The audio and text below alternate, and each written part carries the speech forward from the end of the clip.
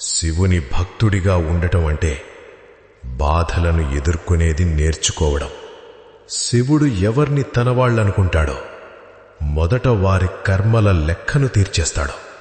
ఆ లెక్క కన్నీళ్లు, ఓటమి, ఒంటరితనంతో నిండిపోయుంటుంది. నువ్వు కుంగిపోయింది నువ్వు చెడ్డవాడివి కాబట్టి కాదు, నువ్వు మంచివాడివి కాబట్టి. శుద్ధమైనది మాత్రమే కరిగించబడుతుంది. పాపం చేసిన వాళ్ల సమయం కూడా వస్తుంది. కాని శివుని ఆశీర్వాదం పొందినవాడు ముందుగా అగ్ని పరీక్షను ఎదుర్కోవాలి. అప్పుడు మాత్రమే అతను బలహీనుడు కాదు, శివుని యోధుడిగా మారుతాడు. కాబట్టి భయపడకు, నీ కన్నీళ్లు వృధా కాలేదు.